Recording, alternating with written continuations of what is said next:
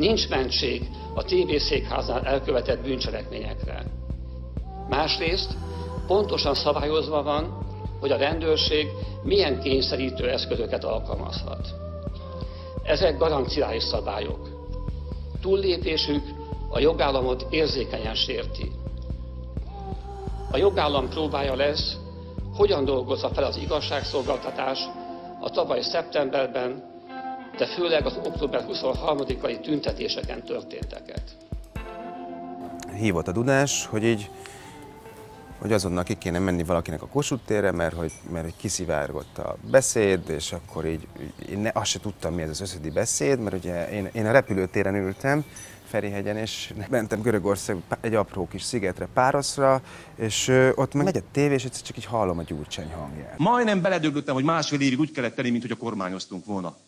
Ehelyett hazudtunk reggel, éjjel, meg este. Meghűltem, mert tényleg itt az ideje szabadság, de itt is a Gyurcsányt hallom, és így nézem azt, hogy így lángolnak az autók, meg vízágyú. Este én is néztem a híradót, és láttam, hogy mi történik az utcákon. Teljesen földbe gyökereztünk, amikor ezt néztük, láttuk, és miután én évek óta tárgyaltam már garázdaságokat, azt azért gyanítottam, hogy ez valamilyen nagyon nagy súlyú garázdaságként elénk fog kerülni. Mikor vált számodra egyértelművé, hogy a rendőrök most már erőszakosan lépnek fel? Hát már ott már nagyon erőszak, már igazából a harmadik nap, tehát 20-án már elég 20-án nagyon brutálisak voltak, tehát ott legalább 8-10 embert próbáltam ápolni, akit tulajdonképpen agyonvertek. Ott volt ugye az Akácfa utcában, így hevertek az emberek egymástól 20 méterre tök vérbe fagyva. Hát ezek ennyire ugye? volt ez egyértelmű? Hát ez igen. Így a földre ott hagyva, vérben. Ez nagyon érdekes tapasztalat volt egyébként 2006-ban, hogy akik telefonáltak, az nem a szokásos ügyfélkör volt, hanem olyan emberek voltak, akik azt gondolom, hogy nagyon keveset találkoztak a rendőrségnek ezzel az arcával az életükben. És az a megdöbbenés, hogy ez hogy lehet. Az egyik lehetséges válasz az, hogy ez, amit most itt láttok, ez bizonyos embereknek a mindennapi valósága. A hatalomnak ez az arca, a rendőrségnek, az intézményrendszernek ez az arca.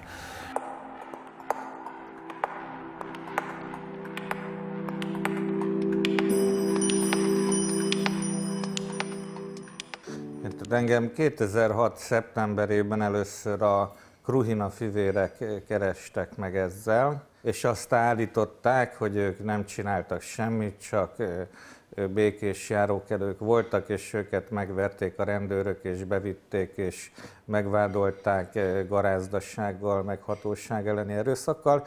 Ezt én úgy hittem is, meg nem is, tehát én ugye újságíróként szkeptikus vagyok az ilyen történetekkel szemben, de kiderült, hogy volt két tanújuk rá, aki ráadásul nem is az ő ismerőseik vagy barátaik, hanem két külföldi újságíró, akiket ők éppen kalauzoltak, amikor ez a dolog történt. Ugye már jobboldali sajtóban ez úgy ment ez a téma, de mindenki csak név nélkül, meg úgy hallotta meg, stb. És akkor mondtam, hogy ezt akkor tudom megírni, hogyha vállaljátok névvel, arccal a történetet, és beleálltok ebbe a sztoriba.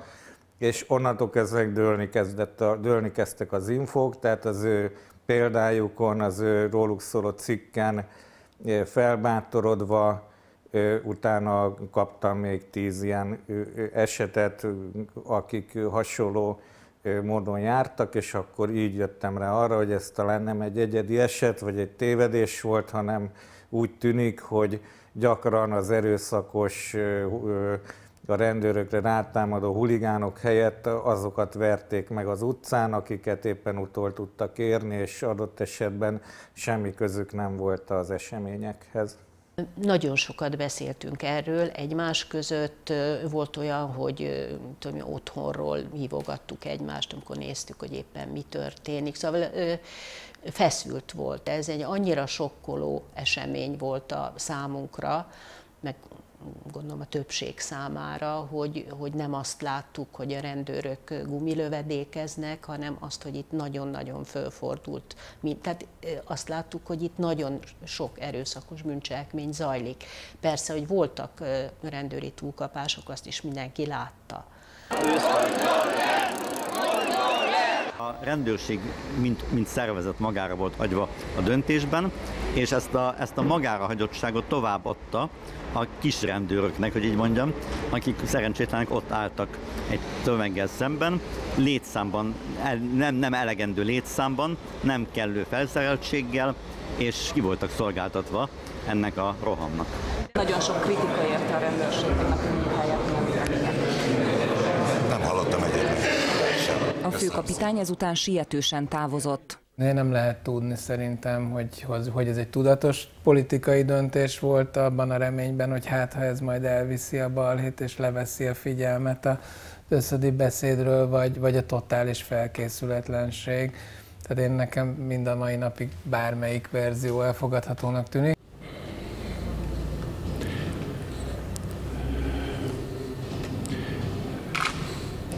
Ezek nem szolgáltak rá erre.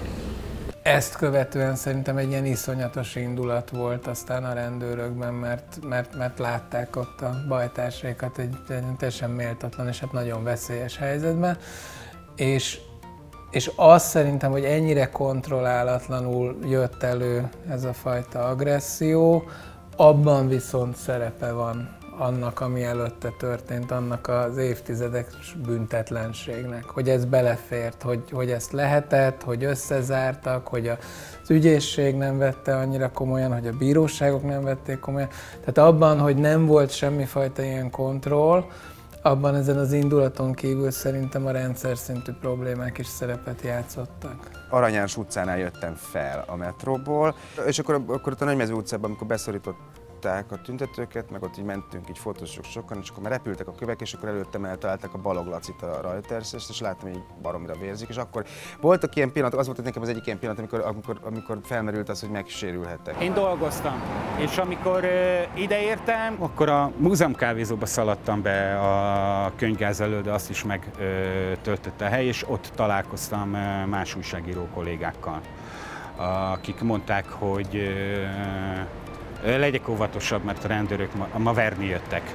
Ott látjuk, hogy ott vannak, akik gránátot lőnek, vannak azok a vadászpuskások, akik gumilövedéket lőnek, és akkor szerintem éppen még az elején valamiért felvettem a mellényt, a pressz mellényemet, amit sose tudtam, hogy felvegyem vagy eldugjam, úgyhogy akartam fényképezni egy rendőrt, hogy a puskájával így céloz, és akkor így láttam azt, hogy a teleobjektívben, mint ilyen nagyon filmes, így találkozik így a két cső, ugye a kamerája és a puska, és egyszer csak azt látom, hogy basszus, ez elsüti a puskát. Ez rám lőtt. Remegtek az ujjaim, olyan ideges voltam, amikor láttam a Gergényi Péternek a Nem volt Vipera című nyilatkozatát, hiszen láttam, sőt velem történt. A Vipera az rendszeresített eszköze a rendőrségnél, mert hogy több rendőr is használt Viperát tegnap. Tessék egyet mutatni nekem. Jó, több felvételen rajta van, nekünk van ilyen. Tessék kedves megmutatni nekem. Jó, én ilyet nem láttam. Délután meg fogjuk mutatni. Én azt akartam lefotózni, hogy a rendőrség picit arrébb innen fölállt egy vonalba, a tüntetők pedig a hátam mögött, ugye a múzeumkertnél álltak fel egy másikba. És én a kettő közötti részre mentem le, mind a két oldalt le akartam fotózni. Az első két gumilövedék az a hasamon ért, és az egy olyan érzés volt, mint mondjuk egy bottal megböktek volna. Azt föl se fogtam, de nagyon gyors egymás utánjában jöttek. Utána egy nagyon erős csípőérzést éreztem a nyakamon. Akkor esett le, hogy engem valószínűleg meglőttek gumilövedékkel. Visszarohantam a kollégákhoz, akik a fal mellett álltak egy takarásban. És a kollégáimnak az arcán láttam, hogy valószínűleg komolyabb sérülésem van. Sok áldozat van 2006-ban, akit rendőrök egyébként bántalmaznak. És sok olyan van, akik a rendőrök ellen is fölléptek agresszívan, de még több olyan ember van, és ebből nagyon sok, egy is sok, akik ártatlanul tartóztatnak le. 100-nál és több ember ilyen helyzetbe került. Ez talán a második vagy a harmadik napja volt a zavargásoknak, amikor a Blaha Lujza tér felül éjszaka a Tilos Rádiós műsorkészítő társammal hazafelé indultunk, ez ilyen hajnal 2-3 lehetett. Voltak előző este zavargások, de amikor itt haladtunk az utcán, akkor igazából teljesen üres volt a körút, üresek voltak a járdák, egy-két ember nézengett, és a körút sarkán van egy ilyen hírlapárus, és ott egy hajléktalan ember elkezdte verni a meztelen fenekét a rendőrök felé, akik egyszer csak odarohantak, és tonfával, mint egy ilyen cséphadarú elkezdték ütni, és abban a pillanatban a rendőrök maszkban rohantak felénk, hogy le a földre, mire már lefeküdtem volna a földre, már lent is voltunk, társamat rám dobták, ő még kapott egyet-kettőt, és utána indultak velünk az Aradi utcai rendőrkapitányságra. Nem volt semmilyen hivatalos eljárás, egyszerűen betereltek minket egy ilyen zárkába, és akkor ott voltunk egy ilyen 10-15-en, volt, aki sírt, volt, aki őrjöngött, engem a budafoki rendőrkapitányságra vittek, és a budafoki rendőrkapitányságon zártak be, akkor elém tárják azt a papírt, ami bármilyen a megkérdezésem nélkül történt volna, amelyben leírják, hogy én egy 100-150 fős csoportnak az élén, fő hangadóként jelzőlámpákat és padokat dobtam a rendőrök felé, akik végül engem sünalakzatban emeltek ki kommandósoknak a segítségével. Sün! Ez a sün! Sün! Menjenek arrébb! Sün! Sün! Mondjon le!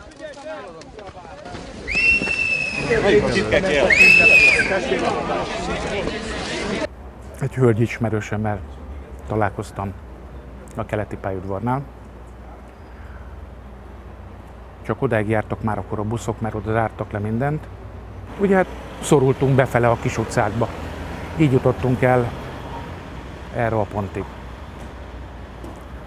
ahol nem sokkal körútról érkeztek be ilyen kis mikrobuszok, ahol ugráltak ki a rendőrök.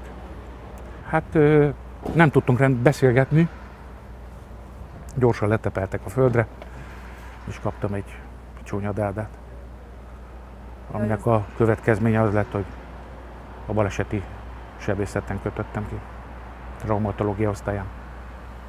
Azt tapasztaltam, hogy akkor, amikor mondjuk olyan helyzetbe kerülnek, ahol ellenük erőszakot alkalmaznak, mondjuk ez a tipikus ilyen futballmeccs utáni oszlatásos történet, akkor ott kontroll nélkül tudnak kényszerítő eszközt alkalmazni a rendőrök. De hogy ezek elszigetelt esetek voltak, a rendszerben benne volt ugyanúgy az erőszak, ahogy András is mondja, de hogy ennyire nagy tömegben alkalmazzák ilyen válogatás nélkül, ennyire tekintet nélkül arra, hogy járókerülről vagy tényleg őket támadó személyről van szó, ennek tényleg nem volt ilyen típusú előzménye, ezt nem lehetett látni.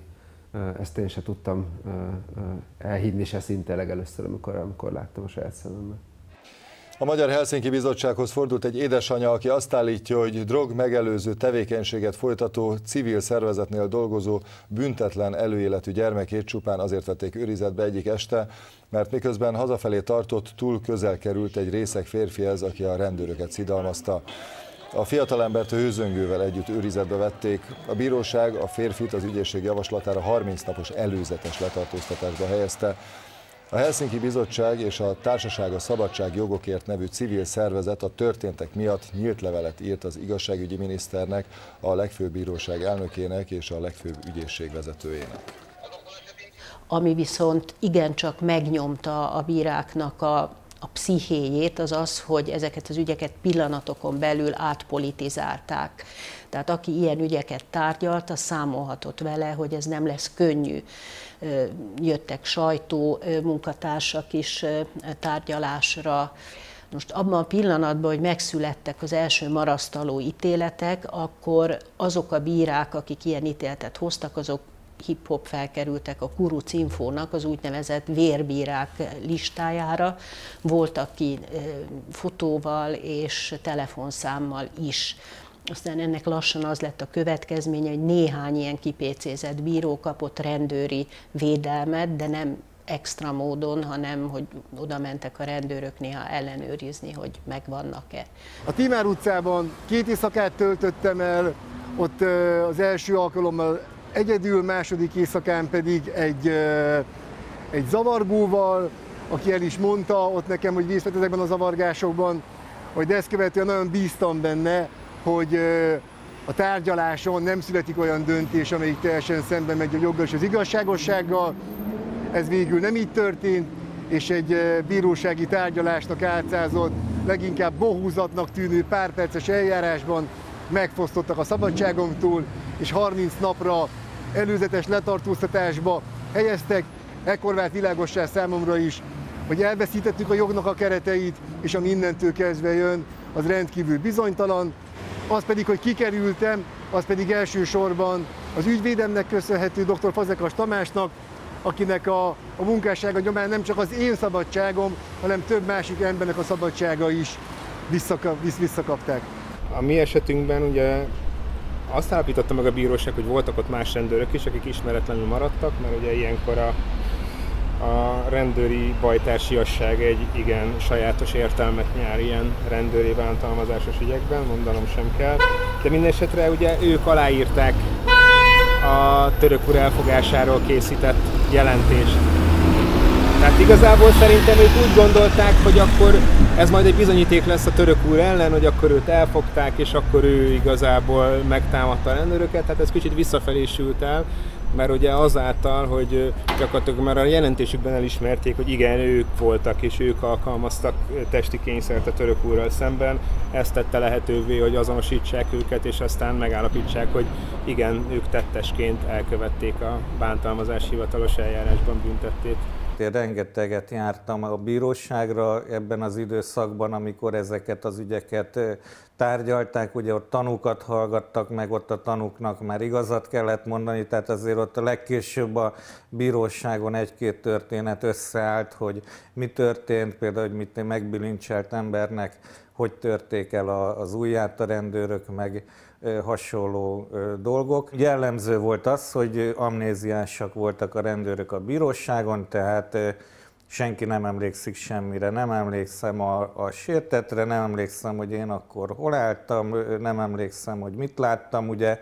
Tehát az egy nagyon tipikus reakció volt a rendőrök részéről, hogy azt mondták, hogy hát annyi minden történt akkor, és összefolynak már az események, hogy erre a konkrét ügyre én már nem emlékszem. Tehát nekem konkrétan volt egy másik, szintén 2006. októberi bántalmazásos ügyem, ahol, ahogy az Andris említette, az RTL Klub kamerája előtt verték meg az ügyfelünket a Blahalúza téren egy elfogást követően, és két rendőr látszott, hogy rúgja a sértettet a kamerán, és egyik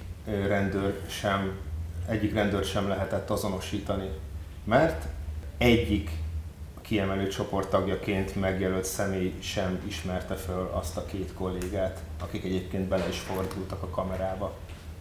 És ez számomra annyira megdöbbentő volt azóta is, és ezt látom rendszeresen az ilyen bántalmazásos ügyekben, hogy soha senki nem tesz terhelővallomást a kollégára. A legegyértelműbb esetekben is, annak ellenére, hogy egyébként ugye a bírói gyakorlat szerint azok a rendőrök, akik végignéznek egy bántalmazást és nem tesznek semmit, ugyanúgy felelősek büntetőjogilag úgynevezett pszichikai bűnsegélyért, és ennek ellenére sem. 2 plusz szempontot hoznék be, ami esetleg a rendőrerőszak megakadályozásának lehet hatékony eszköz, és az egyiket láttuk 2006-ban is, az a nyilvánosság. Azzal együtt, hogy tudjuk, hogy kaptak a rossz helyen, rossz időben lévő újságírók is a gumilövedékből sajnos, de mégis ott láttuk azért már 2006-ban valóban a felvételeket, és azért az tud visszatartó erőt gyakorolni, és hát a 2006 után fölállított független rendészeti panasztestület, és olyan független kontrollmechanizmusok, amiket az állam hoz létre, azok szintén hozzá tudnak járulni legalábbis a külső kontroll egyfajta megerősítésén keresztül talán a szervezeti kultúra javulásához is. Hát ugye a független rendészeti panasztestületet azt beszántotta a jelenlegi kormány, helyette az ombudsman dolgozik. Még a munkáról semmit nem tudunk, de elvileg dolgozik. Ez például a Helsinki Bizottságnak egy nagyon régi problémája volt, hogyha rendőrségi intézkedés ellen panaszt akarok tenni, akkor a korábbi rendszerben csak a rendőrséghez magához fordulhattam. Tehát benyújthattam egy panaszt, de hát ahhoz a rendőrséghez nyújthattam be a panaszt, amelyik egyébként elkövette velem szemben a jogsértést. Nagyon hosszú ideje mondtuk akkor már, hogy ez így nincs rendben, és azt gondolom, hogy tényleg a 2006-os eseménysornak a sokja azt a kormányzati pozícióban lévő politikusok fejében is rendbe tette, hogy valamire szükség van. És ennek eredményeként jött létre akkor a Független Rendészeti Panasztestület, amelyik így tulajdonképpen egyfajta civil kontrollt jelent, amelyiknek az volt a feladata, hogy a rendőri intézkedés alá vontaktól származó panaszokat megvizsgálja, kivizsgálja, és ajánlásokat fogalmazzon meg az országos főkapitánynak. Itt az ajánlások olyan értelemben kicsit erősebbek, mint mondjuk egy nemzetközi szervezet esetében, hogy a főkapitány a panasztestület ajánlása alapján hozott egy döntést, amit viszont el lehetett vinni bíróságra, meg lehetett támadni bíróságon, és nagyon sok esetben meg is támadták bíróságon a panaszosok. És akkor a bíróságnak ott volt ugye a panasztestület ajánlása, mondjuk az, hogy itt volt egy alapvető jogokat sértő rendőri intézkedés, volt az országos főkapitánynak a döntése, ami nagyon sokszor az volt, hogy nem, tehát itt minden rendben volt. És akkor a bíróság egy kicsit olyan, hogy is mondjam, jobb helyzetbe került annak megítélésében, hogy tulajdonképpen kinek is lehet igaza. Úgyhogy ez így működött néhány évvel ezelőttig, amikor beolvasztotta a jogalkotó az ombudsmani hivatalba, ami azt mutatja, hogy bár ugye azt hiszem, hogy a fideszes narratívában és mitológiában ez a 2006. október és a rendőri túlkapások elleni fellépés, ez még mindig erősen jelenik meg. Ha ránézünk, akkor azt kell látnunk, hogy azért ennek a tényleges jelentősége és fontossága az kopik. Meg annyit ide, hogy ugye az a kérdés, hogyha valakit elítélnek egy ilyen cselekmény miatt, az maradhat-e rendőr vagy sem. Tehát korábban úgy volt, hogyha egy rendőrt pénzbüntetésre, felfüggesztett szabadságvesztésre ítéltek, és a bíróság mentesítette a büntetett előélethez fűződő hátrányok alól, tehát adott egy ilyen kvázi feloldozást, akkor az maradhatott rendőr. Na most 2006-ban szintén, Gábor, ha jól emlékszem, a te egyik ügyedben az egyik rendőr, aki bántalmazást követett el, csonttöréssel, meg nagy egyéb súlyos sérülésekkel járó bántalmazást, az olyas valaki volt, akit korábban egyébként már bántalmazás miatt elítéltek, de maradhatott rendőr. Tehát ez elég jól mutatja azt, hogy milyen... Ez a Török Imre ügye volt, hogy milyen hatása van annak, hogyha ha nem vesszük komolyan ezt a dolgot, akkor tényleg egy ilyen büntetlenségérzés marad. És aztán 2009-ben szerintem tényleg a 2006-os tapasztalatok alapján módosították a szolgálati jogviszonyról szóló törvényt, és egy ideig, elég rövid ideig úgy volt, hogyha egy rendőrt a szolgálattal összefüggésben elkövetett bűncselekmény miatt elítéltek, akkor az nem maradhatott rendőr. És 2011-ben aztán visszamódosították bizonyos értelemben, hogy a belügyminiszter az adhat felmentést. Végrehajtandó szabadságvesztés esetén nem, de hogyha valaki felfüggesztettet kap, vagy annál valami enyhébb szankciót, akkor igen. És ami egy érdekes helyzet, hiszen ugye ez a Fidesz törvényhozza, tehát Fidesz többségű törvényhozás, és a Fidesz kormány, amely ugye 2006-ban teljesen indokoltan tényleg abszolút kikelt az akkor tapasztalható rendőri jogsértések ellen, és amely támogatta a jogszabálymódosítást 2009-ben, aztán kormányra kerülve valahogy így megváltozott, bizonyos fokig enyhült az álláspont, ami jól mutatja azt tényleg, hogy ez is egy kicsit olyan, mint a Kína és Tibet kérdés, hogy ellenzékben valahogy mindig érzékenyebbek a pártok az emberi jogi szempontokra, aztán kormányra kerülve megjön a pragmatizmus. Azt látjuk, kikértünk adatokat különböző jelentésekhez, amelyeket nemzetközi szervezeteknek írtunk, és azt láttuk, hogy az első évben, 2012-ben még olyan óvatosan bántak ezzel az intézménnyel, tehát 10 kérésből 3-at hagyott jóvá a belügyminiszter, de 2013 és 2019 között, hogyha mindent összeadunk, ugye eddig vannak adataink, akkor azt látjuk, hogy az ilyen kérések 70%-ában döntött úgy a belügyminiszter, hogy maradhat rendőr. Tehát azt nem nagyon magasak a számok, hiszen egyébként az elítélések számai sem nagyon magasak, de azt látjuk, hogy aki kéri, az jó eséllyel megkapja ezt a fajta mentesítést, és tovább szolgálhat. És akkor ugyanott tartunk, mint 2006-ban tartottunk, hogy olyanok lesznek a szervezetben, akik azt mondják, hogy hát én elkövettem ezt-azt, de végül is maradhattam rendőr, tehát mi tart engem vissza. Talán úgy próbálnám megválaszolni, hogy mondjuk egy ideális esetben, amikor egy funkcionáló jogállam van, akkor mi egy jogvédőszervezetnek a szerepe, és ehhez képest mi a szerepe a mostani körülmények között, amit szemben az előbb említettem, nem egy funkcionáló jogállam az én véleményem szerint. Szóval, hogy az előbbi esetben természetesen, amíg volt arra lehetőségünk, mi is részt vettünk például, amiről beszéltünk a rendőrök képzésében is.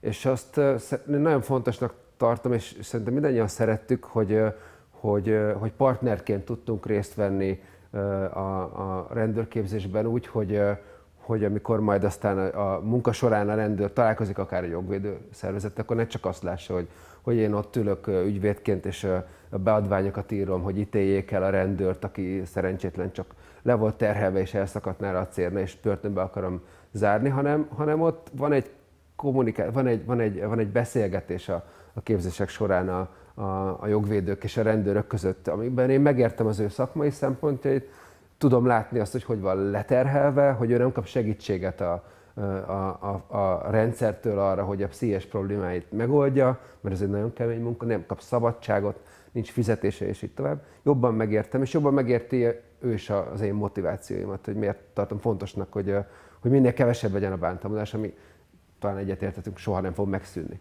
És akkor itt vagyunk ebben egy ideális helyzetben, ugye tudunk javaslatokat tenni a jogalkotó felé, ami egy olyan jogalkotási rendszerben, ahol meghallgatják a javaslatokat, átgondolják, és utána jogszabályt módosítanak, működhet.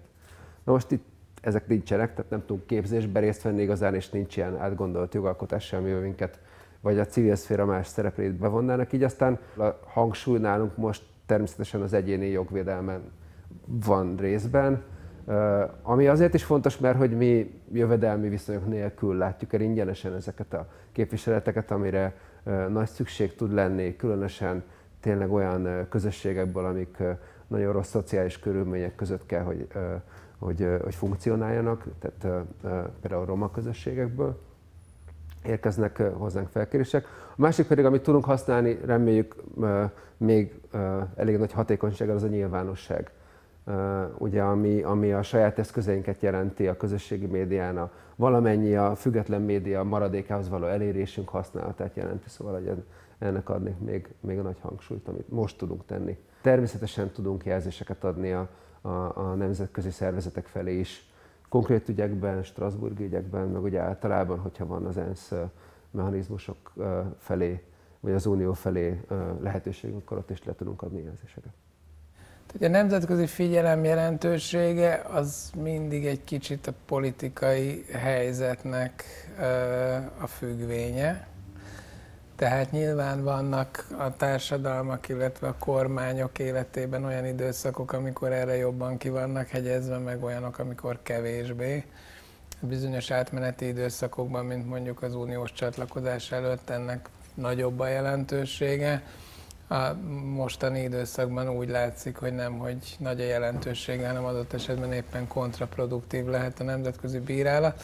Mindazonáltal azt gondolom, hogy ez egy fontos jelzés. Tehát ugye ezek a bizottságok, a kínzás elleni bizottság, az emberi jogi bizottság, ezek nagyon fontos emberi jogi nemzetközi szerződések betartása fölött őrködnek. A mechanizmus ezeknél úgy néz ki, hogy bizonyos időközönként elővesznek országokat, és megnézik, hogy azokban az országokban milyen az emberi jogi helyzet. A kínzás elleni bizottság pedig azt vizsgálja, hogy tényleg a kínzás bántalmazással szembeni állami fellépés milyen, és ad egy nagyon fontos visszajelzést a tekintetben, hogy mik a problémás ügyek, mik a problémás intézmények, milyen változtatásokat kell egy kormánynak eszközölni.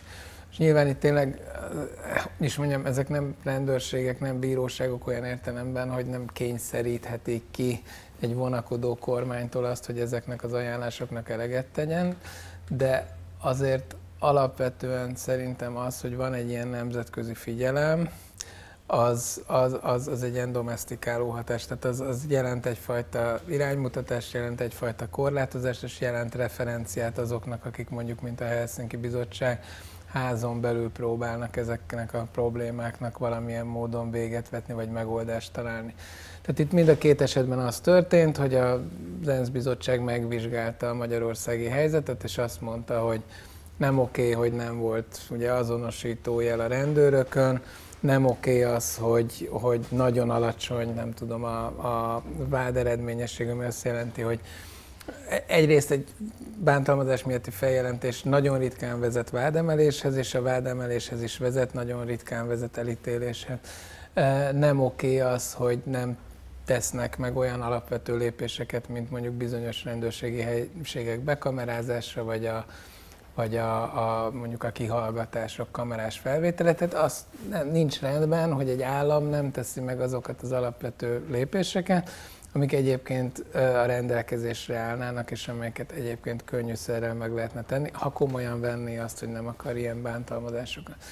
És hát ez ilyen lassú vízpartot most, tehát nyilván nem az történik, hogy egy ilyen jelentés közzététele után azonnal a fejéhez kap a kormány, és azt mondja, hogy fú, ez tényleg miért is nem csináltam meg eddig, de egy hosszú folyamatnak ezek fontos lépései, és ezért is van az, hogy továbbra is egyébként a Helsinki Bizottság ezekben az eljárásokban, ezekben a vizsgálatokban részt vesz, és ilyen úgynevezett árnyékjelentéseket nyújt be, ami azt jelenti, hogy a kormány bead egy jelentést arról, hogy minden rendben van, és a Helsinki Bizottságnak ilyenkor ez a dolga, hogy megnézze, és azt mondja, hogy hát van, ami rendben van, de ez és ez és ez biztos nincs.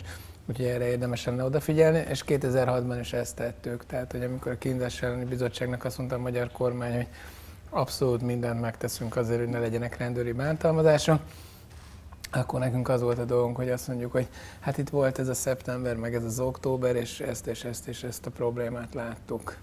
Például azt, hogy ugye szeptember 19-20 és október 23 között egy ponton az országos főkapitány hozott egy olyan rendelkezést, hogy bizonyos esetekben a szolgálati előjáró azt mondhatja a rendőrnek, hogy figyelj, ehhez a szolgálati feladathoz most nem kell feltenni az azonosító, ami mondjuk egy felhívás keringőre egy ilyen szituációban. Szerintem tökre összekapcsolható ez az egész rendőri bántalmazásokkal kapcsolatos attitűd így általában a jogtudatossággal.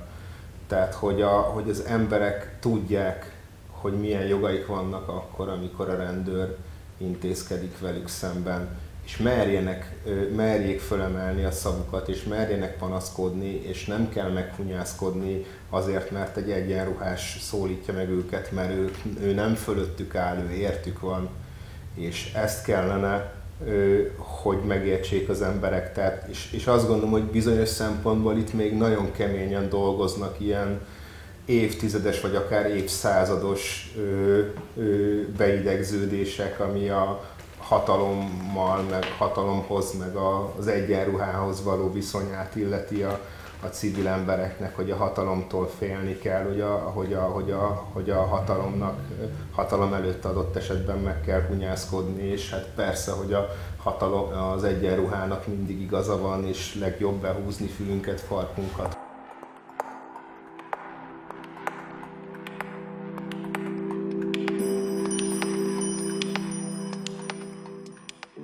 A 2006-os tömeges jogsértés, ez talán olyan pillanata volt a munkánknak, amikor nem csak mint a Helsinki Bizottság, hanem mint a jogvédő szervezeteknek az egységes frontja is ott voltunk. Tehát akkor még ugye a most már ugye erősen átpolitizált nemzeti jogvédő szervezetekkel együtt voltunk ott.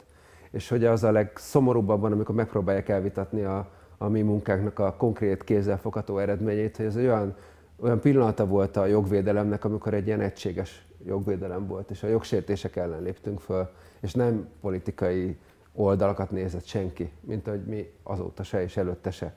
Szóval, hogy ott voltunk, elég rendesen ott voltunk. Ugye a magyar társadalomban nagyon sok rossz működés van, amin javítani kell. Ami a mi szakmánkat illeti, az például az, hogy lehet, hogy elnézőbbek a rendőri erőszakkal szemben, de valójában mindenki tudja, hogy az helytelen. És azok az emberek is, akik egyébként támogatják vagy elnézik a rendőri erőszakot, azok is addig a pillanatig teszik azt, amíg ők vagy a családtagjaik nem lesznek ugyanabban a cipőben. Ugye ez a 2006 sok minden tanulsága mellett az egyik nagy tanulsága az, hogy bárki lehetett a rendőri erőszaknak az áldozata járókelőként, függetlenül attól, hogy ő tüntetni akart-e vagy sem.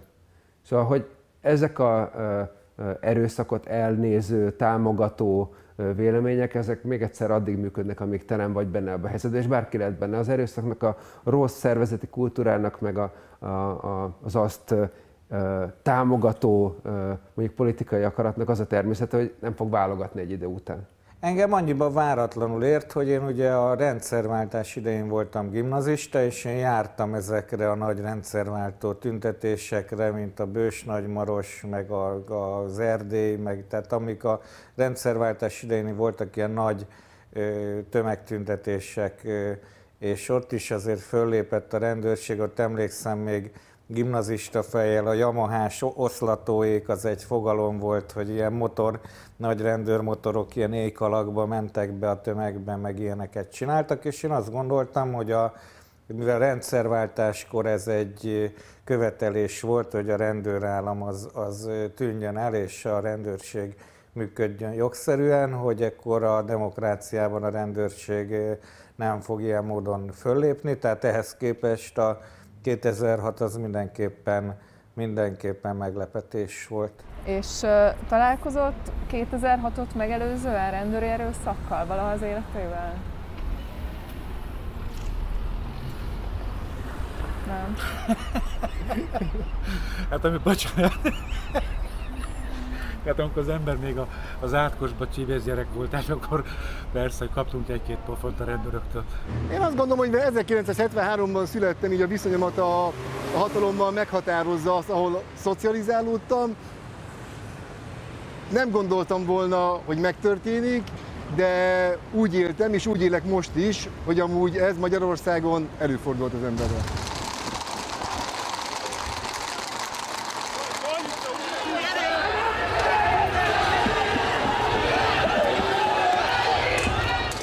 Hát talán annyi hozadéka van a 2006-nak, hogy ez ugye a Fidesznek egy nagyon fontos sérelme, és ezért talán jobban odafigyelnek arra, hogy hogyan kezelje a rendőrség a tüntetéseket. Tehát 2006 óta nem tapasztaltunk olyat, hogy inkább 7-8, ugye ott 2006 után még volt, ez ment egy darabig, de hogy azóta nem tapasztaltunk olyat, hogy rendőrök így ilyen brutálisan lépjenek fel egy tüntető tömeg ellen. Most már van azonosító a rendőrökön, ugye 2006-ban azért sem lehetett felelősségre vonni a rendőröket, mert maszkba voltak és nem volt rajtuk azonosító, és ezért gyakorlatilag nem lehetett eldönteni, nem lehetett azonosítani, hogy ki mit csinált. Azért azóta van azonosító, van sokkal több kamera, van, ugye nagyon sokat fejlődött a videó, meg a térfigyelés, meg én úgy tudom, hogy most már az összes tüntetést is maga a BM is videózza, tehát talán, hogyha akarják, és történik valami, akkor több információ lesz utólag arról, hogy mi történt és ki mit csinált.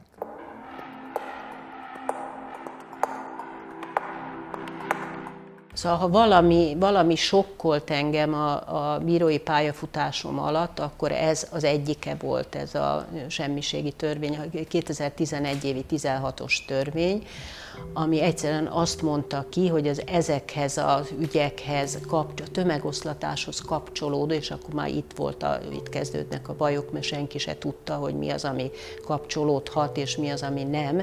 Tehát magyarán az ilyen ügyekben, amennyiben a bíróság kizárólag rendőrtanúk vallomására, vagy rendőri jelentésre alapozta az ítéletét, az pusztán ezen az alapon semmis.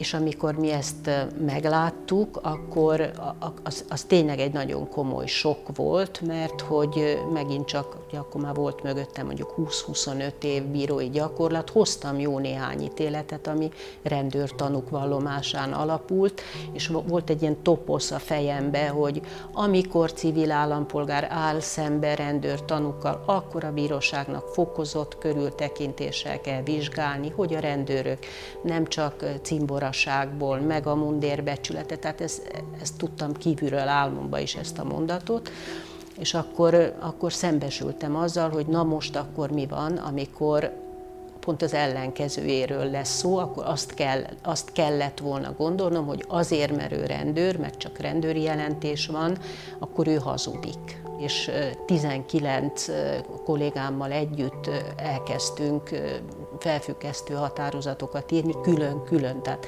nem arról volt szó, hogy megbeszéltük, beürtünk egy tanterembe és megírtunk, mindenki megírta a maga végzését, hogy miért tartja alkotmányellenesnek ezt a megoldást, jogállamra, jogrendre veszélyes, bírói függetlenséget súlyosan sértő, legalább 6 olyan indok van, ami alkotmányellenes, és még mindig rágtuk a körmünket, hogy na mi lesz a megoldás, és akkor megszületett a megoldás, hogy egyáltalán nem vagy alaptörvény ellenes, sőt nagyszerű jogszabályról van szó, és akkor az én szép kis ítéletemet is megsemmisítette az egyik kolléga. Ha jól tudom, akkor mindegyik olyan esetben, ahol ügyvédi segítséget nyújtottunk, egyfelől sikerült megakadályozni azt, hogy az ügyfeleinket a hamis tartalmú rendőri jelentések, illetve vallomások alapján elítéljék, másfelől pedig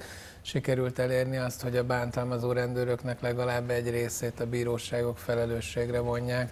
Tehát az egyedi ügyek szintjén ezek az eredmények, és vannak általánosabb eredmények, amik hát nem csak és kizárólag a Helsinki Bizottság munkájának az eredményeként, de azt gondolom, hogy nagy részt azért is bekövetkeztek. Tehát az egyik ilyen dolog, amit nagyon régen mondtunk, hogy ez nincs rendben, hogy ha én megtámadok egy rendőrt, akkor a büntető törvénykönyv szerint ez egy súlyosabb cselekmény, mint hogyha a rendőr támad meg engem. Tehát ez például egy jogszabályi változás, ami utána következett be, hogy a hivatalos személy által elkövetett bántalmazást, illetve a hivatalos személy elleni erőszakot egy szintre hozta a jogalkotó. Létrejött a Független Rendészeti Panasztestület, ami hát azóta sajnálatos módon megszűnt, de 2008-tól kezdve néhány éven keresztül azt gondolom, hogy egy elég hatékony fórumot jelentett a rendőri visszaélésekkel, bántalmazásokkal szemben, illetve egy rövid időre sikerült elérni azt, ami nagyon fontos, hogy azok a rendőrök, akiket ilyen hivatali bűncselekmények miatt elítélnek, azok nem maradhassanak rendőrök. Vannak olyan eredmények, amik szerintem ilyen hosszabb távúak, és vannak olyan eredmények, amik a sok elmúltával azért a visszarendeződésnek valamelyest áldozatul estek. Az nagyon érdekes tapasztalat volt egyébként 2006-ban, hogy akik telefonáltak, az nem a szokásos ügyfélkör volt, hanem olyan emberek voltak, akik azt gondolom, hogy nagyon keveset találkoztak a rendőrségnek ezzel az arcával az életükben. És az ügyészségnek és a bíróságnak. Ugye ne feledjük azt, hogy első fokon 180 embert raktak előzetes letartóztatásban nagyon haloványi indokok alapján és minimális vizsgálat, érdemi bírósági vizsgálattal. És az a megdöbbenés, hogy ez hogy lehet. És akkor egy ilyen helyzetben nyilván nem az a válasz, mert egy aggódó anyával, egy aggódó nagybácsival, egy aggódó testvérrel beszél az ember, tehát igyekszik megnyugtatni. De az egyik lehetséges válasz az, hogy ez, amit most itt láttok, ez bizonyos embereknek a mindennapi valósága. A hatalomnak ez az arca, a rendőrségnek, az intézményrendszernek ez az arca.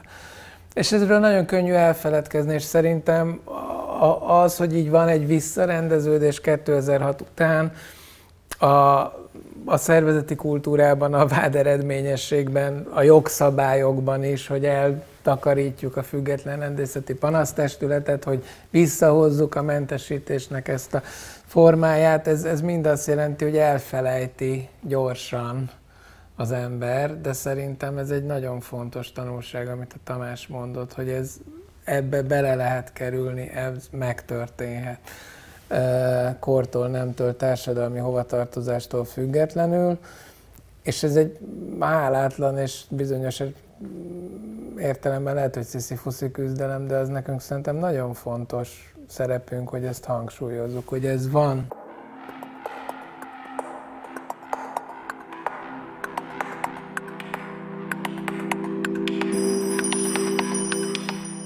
A Border Violence Monitoring Network 14 civil szervezet koalíciója. Tömeges visszakényszerítéseket, bántalmazásokat először 2016-ban a magyar-szerb határon láttunk. A bántalmazottaknak sokszor orvosi segítségre is szükségük van, ezt gyakran az önkéntesek szervezik meg. Ilyenkor spontán kezdenek el az emberek beszélni arról, kik ők és mi történt velük. Néhány éve megértettük, hogy ezekre a beszélgetésekre kifejezetten igényük is van az embereknek. Fontos nekik, hogy valakivel megosszák ezeket a traumatikus élményeket. Az egyes emberi sorsokon túl világos mintázatok is kirajzolódnak így. Kiderül, hogy mikor, melyik határokon kezdett el nőni a kutyaharapások okozta sérülések száma, vagy hogy melyik országban jellemző a kegyetlenkedésnek az a minősített esete, amikor télen levetetik az emberek ruháit, cipőit, és úgy indítják vissza őket a szomszédos országba.